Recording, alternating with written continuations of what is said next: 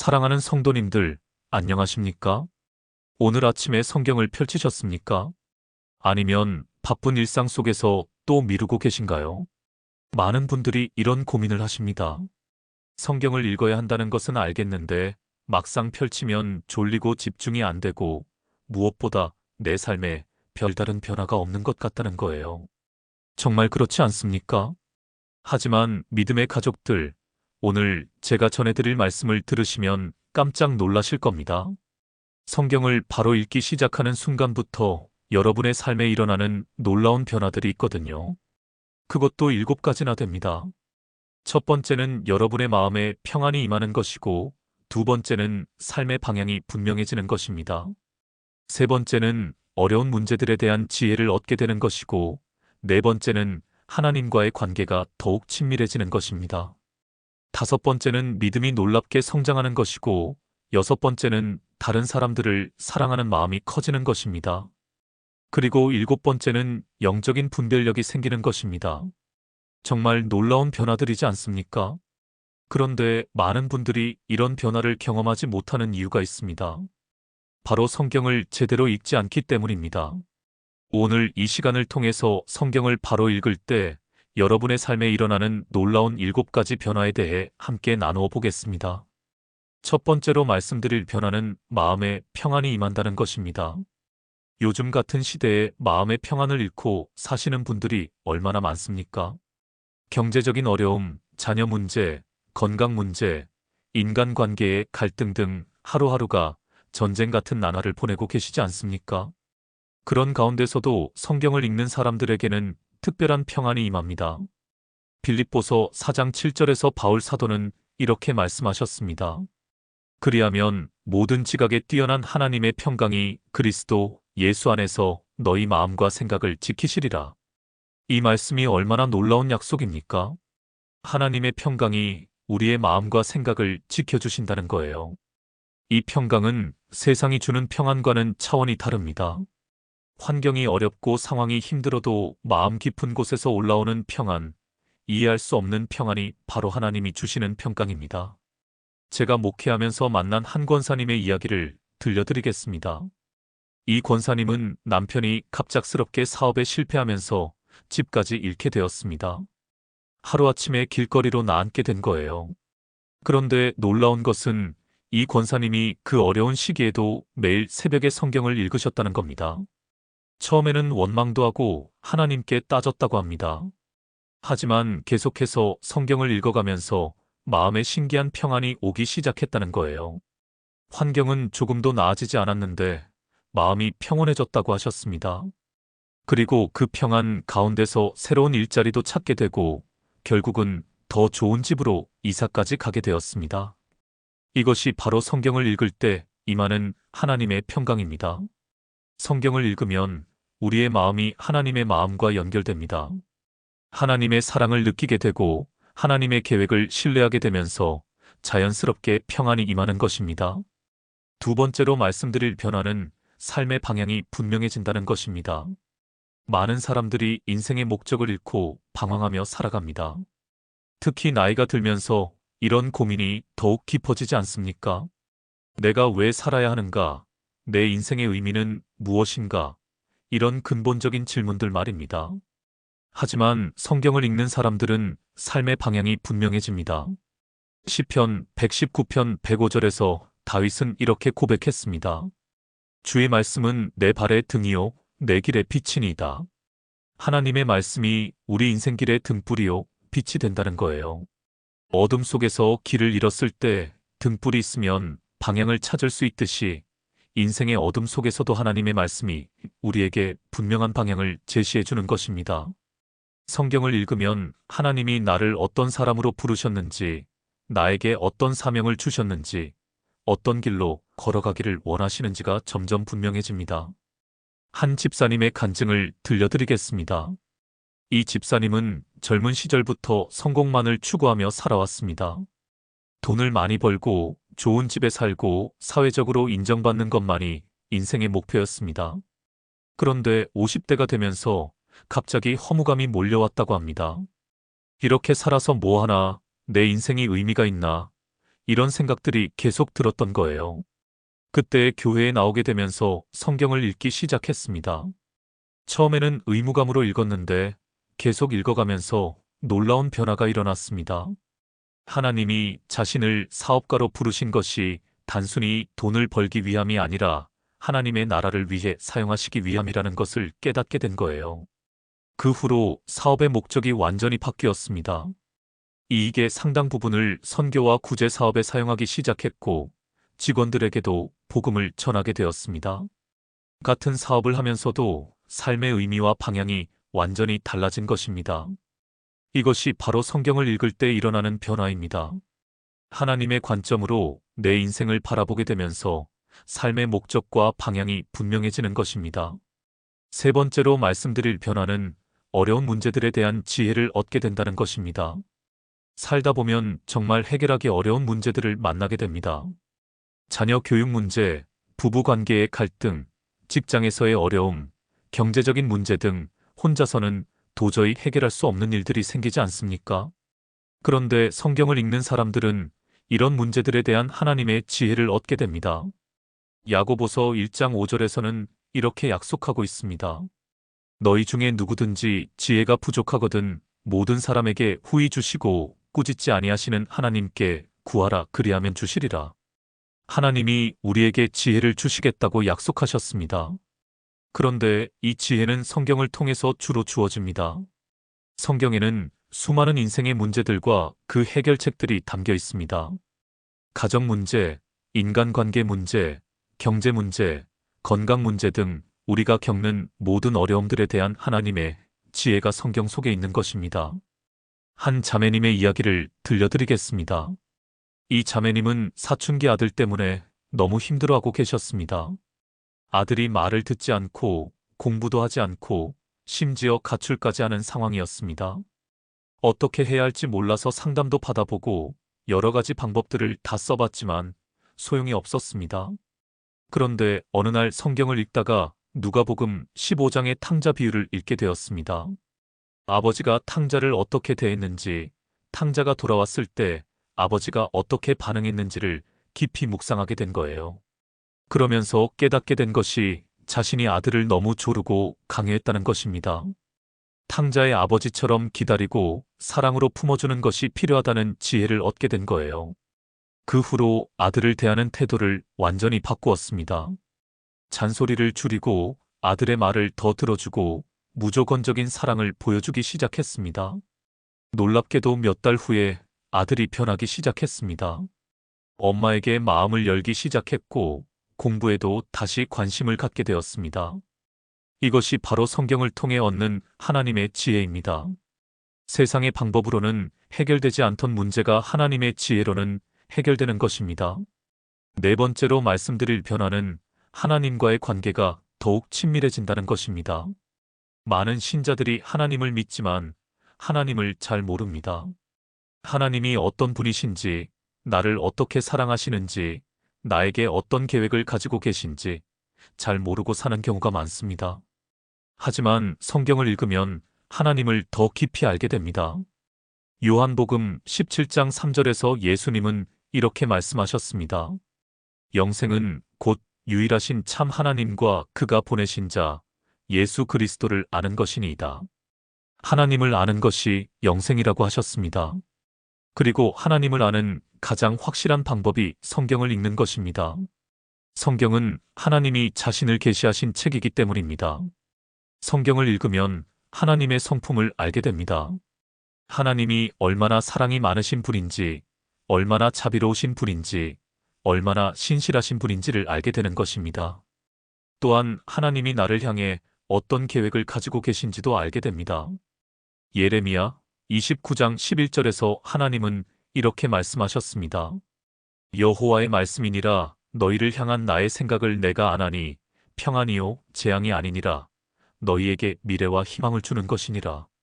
하나님이 우리를 향해 좋은 계획을 가지고 계신다는 것을 알게 되는 거예요. 한 권사님의 간증을 들려드리겠습니다.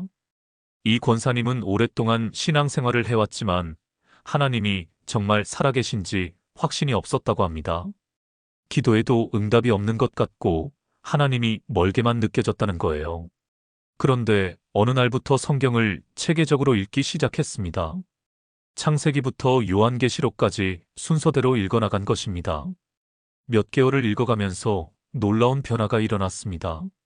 성경 속에서 역사하시는 하나님을 보게 된 거예요.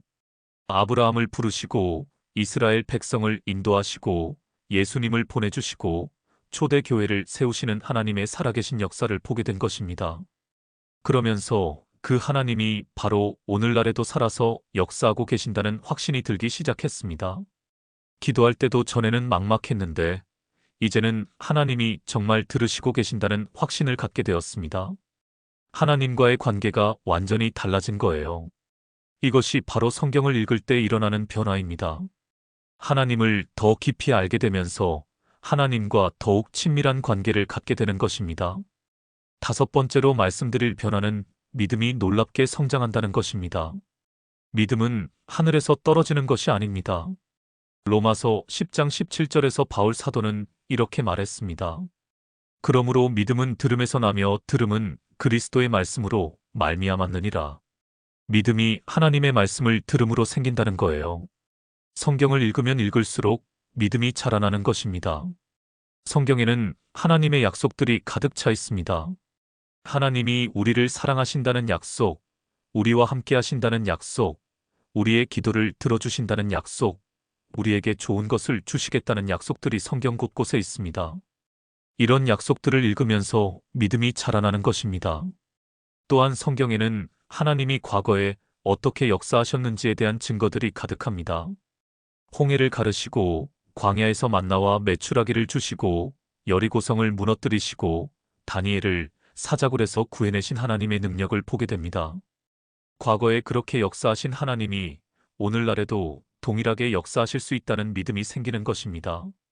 한 집사님의 간증을 들려드리겠습니다. 이 집사님은 사업을 하다가 큰 위기를 맞았습니다. 코로나19로 인해 매출이 급격히 떨어지면서 회사가 문을 닫을 위기에 처한 거예요. 은행 대출금도 갚을 수 없는 상황이었습니다. 그런데 그때 성경을 읽으면서 하박국 3장 17절부터 18절 말씀이 마음에 와 닿았다고 합니다. 비록 무화과 나무가 무성하지 못하며 포도나무에 열매가 없으며 감람나무에 소출이 없으며 밭에 먹을 것이 없으며 우리의 양이 없으며 외양간에 소가 없을지라도 나는 여호와로 말미암아 즐거워하며 나의 구원의 하나님으로 말미암아 기뻐하리로다. 모든 것을 잃어도 하나님만 있으면 된다는 하박국의 믿음을 보면서 자신도 그런 믿음을 갖게 되었다는 거예요. 그리고 계속해서 성경을 읽어가면서 하나님의 약속들을 붙잡고 기도했습니다. 놀랍게도 몇 달 후에 새로운 사업 기회가 생겼고 결국은 이전보다 더 좋은 상황이 되었습니다. 이것이 바로 성경을 통해 자라나는 믿음의 힘입니다. 하나님의 말씀을 읽을 때마다 우리의 믿음이 더욱 견고해지고 성장하는 것입니다. 여섯 번째로 말씀드릴 변화는 다른 사람들을 사랑하는 마음이 커진다는 것입니다. 성경의 핵심은 사랑입니다. 하나님이 우리를 사랑하시고 우리도 하나님과 이웃을 사랑하라는 것이 성경의 중심 메시지입니다. 요한일서 4장 19절에서는 이렇게 말합니다. 우리가 사랑함은 그가 먼저 우리를 사랑하셨음이라. 하나님의 사랑을 깨달은 사람은 다른 사람들도 사랑하게 되는 것입니다. 성경을 읽으면 하나님이 나를 얼마나 사랑하시는지를 알게 됩니다. 죄인인 나를 위해 독생자까지 주셨다는 놀라운 사랑을 깨닫게 되는 거예요. 그러면 자연스럽게 다른 사람들을 향한 사랑의 마음이 생기게 됩니다. 미워하던 사람도 용서하게 되고 원수 같던 사람도 사랑하게 되는 것입니다. 한 권사님의 이야기를 들려드리겠습니다. 이 권사님은 시어머니와의 관계가 정말 어려우셨습니다. 결혼한 지 20년이 넘도록 시어머니와 마음을 터놓고 대화해 본 적이 없었다고 합니다. 시어머니는 며느리를 인정해주지 않았고 며느리는 시어머니를 원망하며 살았던 거예요. 그런데 어느 날 성경을 읽다가 에베소서 4장 32절 말씀이 마음에 와 닿았습니다. 서로 인자하게 하며 불쌍히 여기며 서로 용서하기를 하나님이 그리스도 안에서 너희를 용서하심과 같이 하라. 하나님이 나를 용서해 주셨듯이 나도 다른 사람을 용서하라는 말씀이었습니다. 그 말씀을 읽으면서 시어머니에 대한 마음이 변하기 시작했습니다. 시어머니도 나름대로 어려움이 있으셨을 것이고 자식을 사랑하는 마음에서 그렇게 행동하셨을 수도 있겠다는 생각이 든 거예요. 그 후로 시어머니를 대하는 태도가 완전히 달라졌습니다. 더 섬기고 더 사랑으로 대하기 시작했습니다. 놀랍게도 시어머니도 변하기 시작했습니다. 며느리의 사랑을 받으면서 마음을 열기 시작한 거예요. 지금은 정말 친모녀처럼 지내고 계신다고 합니다.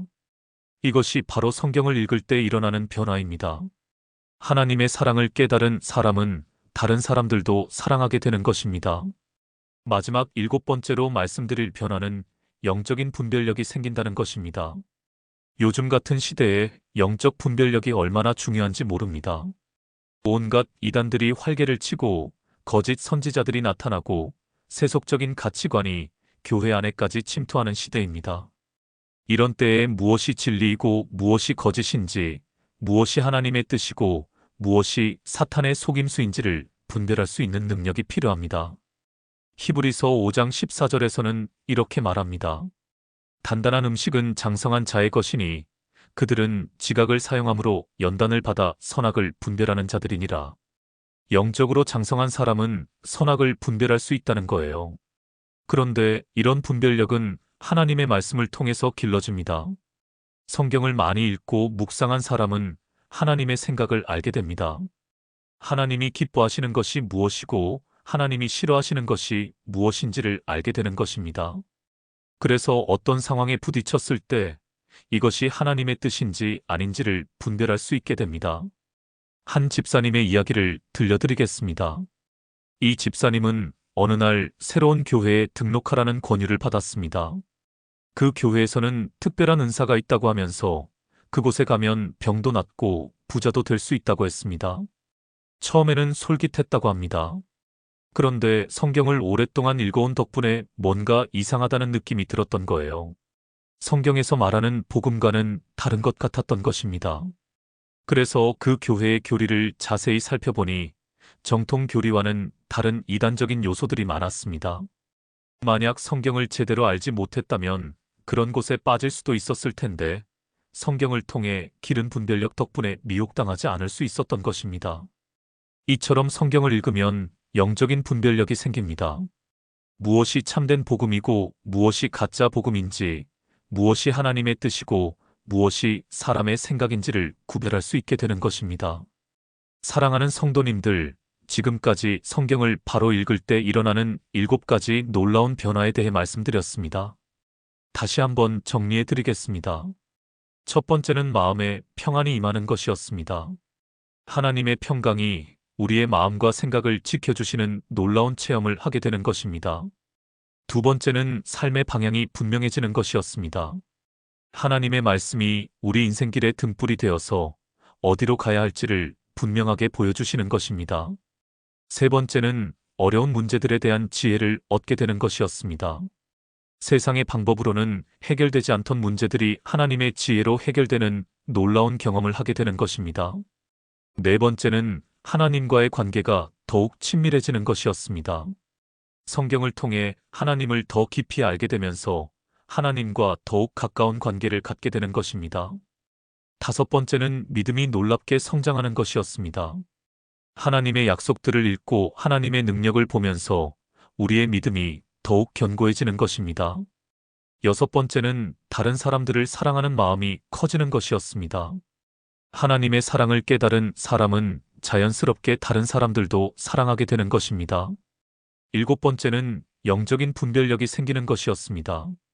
무엇이 진리이고 무엇이 거짓인지, 무엇이 하나님의 뜻인지를 구별할 수 있는 능력이 생기는 것입니다. 정말 놀라운 변화들이지 않습니까? 이 모든 변화들이 단지 성경을 읽는 것만으로도 일어날 수 있다는 것이 얼마나 감사한 일입니까? 하나님께서 우리에게 이렇게 놀라운 선물을 주셨는데 우리가 그것을 활용하지 않는다면 얼마나 안타까운 일이겠습니까? 디모데후서 3장 16절에서 바울 사도는 이렇게 말씀하셨습니다. 모든 성경은 하나님의 감동으로 된 것으로 교훈과 책망과 바르게 함과 의로 교육하기에 유익하니 성경은 하나님이 우리에게 주신 최고의 선물입니다. 이 성경을 통해서 하나님은 우리를 교육하시고 훈련하시고 바른 길로 인도해 주십니다. 그런데 많은 신자들이 이 귀한 선물을 제대로 활용하지 못하고 있습니다. 성경이 집에 여러 권씩 있으면서도 먼지만 쌓여가고 있는 경우가 얼마나 많습니까? 아니면 교회에서만 잠깐씩 펼쳐보고 마는 경우가 대부분입니다. 하지만 믿음의 가족들, 오늘부터는 달라져야 하지 않겠습니까? 매일 조금씩이라도 성경을 읽는 습관을 만들어 보십시오. 처음에는 어려울 수도 있습니다. 내용이 어렵게 느껴질 수도 있고 집중이 안 될 수도 있습니다. 하지만 포기하지 마십시오. 계속 읽어가면 분명히 변화를 경험하게 될 것입니다. 한 번에 많이 읽으려고 하지 마시고 조금씩이라도 꾸준히 읽어보십시오. 하루에 한 장씩만 읽어도 1년이면 신약 전체를 다 읽을 수 있습니다. 하루에 3장씩 읽으면 1년의 성경 전체를 읽을 수 있습니다. 중요한 것은 분량이 아니라 꾸준함입니다. 매일 하나님의 말씀과 만나는 시간을 갖는 것이 중요합니다. 그리고 읽을 때는 단순히 읽기만 하지 마시고 묵상하며 읽어보십시오. 이 말씀이 나에게 무엇을 말씀하고 계시는가, 하나님이 나에게 어떤 교훈을 주고 계시는가를 생각하며 읽는 것입니다. 그럴 때 하나님의 음성을 들을 수 있고 하나님의 뜻을 깨달을 수 있습니다. 또한 읽은 말씀을 실천하려고 노력해 보십시오. 아무리 좋은 말씀을 읽어도 실천하지 않으면 소용이 없습니다. 야고보서 1장 22절에서는 말씀을 행하는 자가 되라고 했습니다. 말씀을 듣기만 하고 행하지 않는 자는 거울로 자기 얼굴을 보는 자와 같다고 했습니다. 거울을 보고 나서 돌아서면 어떤 모습이었는지 잊어버리듯이 말씀을 듣고도 실천하지 않으면 아무 유익이 없다는 거예요. 그러므로 읽은 말씀을 삶 속에서 실천하려고 노력해 보십시오. 사랑하라는 말씀을 읽었으면 누군가를 더 사랑해보고 용서하라는 말씀을 읽었으면 누군가를 용서해보는 것입니다. 그럴 때 말씀이 우리 안에서 살아 역사하게 됩니다. 이사야 55장 11절에서 하나님은 이렇게 약속하셨습니다. 내 입에서 나가는 말도 이와 같이 헛되이 내게로 되돌아오지 아니하고 나의 기뻐하는 뜻을 이루며 내가 보낸 일에 형통하리라. 하나님의 말씀은 반드시 그 목적을 이룬다는 약속입니다. 여러분이 성경을 읽으면 하나님의 말씀이 여러분의 삶 속에서 반드시 역사할 것입니다. 오늘 제가 말씀드린 7가지 변화들을 여러분도 경험하게 될 것입니다. 마음의 평안이 임하고 삶의 방향이 분명해지고 어려운 문제들에 대한 지혜를 얻게 되고 하나님과 더욱 친밀해지고 믿음이 성장하고 사랑의 마음이 커지고 영적 분별력이 생기는 놀라운 축복을 경험하게 될 것입니다. 사랑하는 성도님들, 이 귀한 말씀이 여러분에게 도움이 되셨다면 좋아요 버튼을 눌러주시고 댓글로 여러분의 생각도 나누어 주십시오. 그리고 이 영상이 다른 분들에게도 도움이 될 것 같다면 공유도 해주시면 감사하겠습니다. 여러분의 작은 관심이 더 많은 사람들에게 하나님의 말씀이 전해지는 통로가 될 수 있습니다. 댓글로는 여러분이 성경을 읽으면서 경험한 변화들도 나누어 주시면 좋겠습니다. 서로의 간증을 들으면서 더욱 은혜받고 격려받을 수 있을 것입니다. 그리고 성경 읽기에 대해 궁금한 점이 있으시면 언제든지 댓글로 질문해 주십시오. 제가 성경적인 답변으로 도움을 드리도록 하겠습니다. 오늘부터 여러분 모두가 성경 읽기를 시작하시거나 더욱 열심히 하시기를 간절히 소망합니다. 하나님의 말씀이 여러분의 삶을 완전히 변화시키는 놀라운 역사가 일어나기를 축복합니다. 전능하신 하나님이 여러분과 여러분의 가정에 평강을 주시고 모든 일에 형통하게 하시며 영혼이 잘됨같이 범사가 잘되고 강건하게 하시기를 주님의 이름으로 축복합니다. 감사합니다.